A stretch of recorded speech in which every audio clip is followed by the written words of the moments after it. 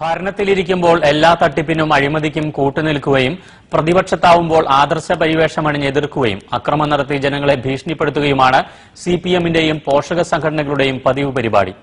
ഇത്തരം കലാപരിപാടിയിലെ ഒരു തട്ടിപ്പാണ് നിഖിൽ സിംഗ്ള എന്ന വിദ്യാർത്ഥിയുടെ എഞ്ചിനീയറിംഗ് പ്രവേശനം.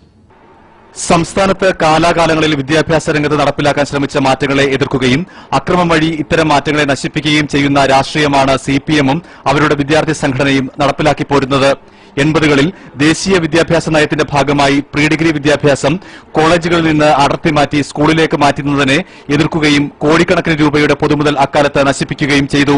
പാവപ്പെട്ട നൂറുകണക്കിന് വിദ്യാർത്ഥികളുടെ മാർക്ക് ലിസ്റ്റുകളാണ് SFI എന്ന് കേരള യൂണിവേഴ്സിറ്റിയിൽ തീയിട്ട് നശിപ്പിച്ചത്.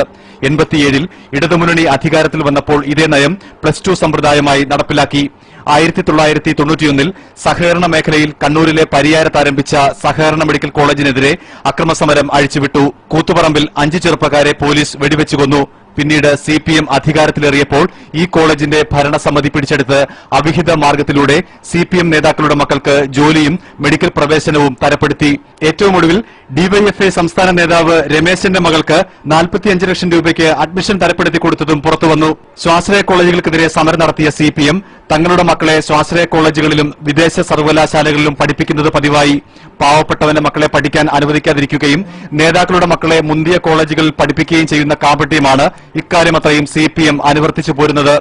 നിർമ്മൽ മാധവ് എന്ന പാവപ്പെട്ട വിദ്യാർത്ഥിയെ കോഴിക്കോട് സർവകലാശാലയുടെ കീഴിലുള്ള സർക്കാർ എഞ്ചിനീയറിംഗ് കോളേജിൽ നിന്ന് അതേ സർവകലാശാലയുടെ കീഴിലുള്ള മറ്റൊരു സർക്കാർ എഞ്ചിനീയറിംഗ് കോളേജിലേക്ക് മാറ്റിയതിന് എതിരെയാണ് SFIയെ ഉപയോഗിച്ച് സംസ്ഥാനത്ത് അക്രമവും വെടിവെപ്പും നടത്തിച്ചത്. അന്യ സംസ്ഥാനത്ത് കോഴ നൽകി സ്വകാര്യ കോളേജിൽ പഠിച്ചിരുന്ന ഉന്നത പോലീസ് ഉദ്യോഗസ്ഥന്റെ മകനെ സർക്കാർ കോളേജിൽ അച്യുതാനന്ദൻ സർക്കാരിന്റെ കാലത്ത് പ്രവേശിപ്പിച്ചതിനെക്കുറിച്ച് സിപിഎമ്മിന് മിണ്ടാട്ടമില്ല. പാവപ്പെട്ടവന്റെ മക്കളെ തകർക്കുകയും പണക്കാരന്റെയും സ്വാധീനമുള്ളവരുടെയും മക്കളെ താലോലിക്കുകയുമാണ് സിപിഎമ്മിന്റെ പതിവ് നയം. ഈ തട്ടിപ്പുകൾ തിരിച്ചറിയാത്ത പാവങ്ങളെ ഉപയോഗിച്ചാണ് SFI എന്നും അക്രമവും സമരവും നടത്തുന്നത്.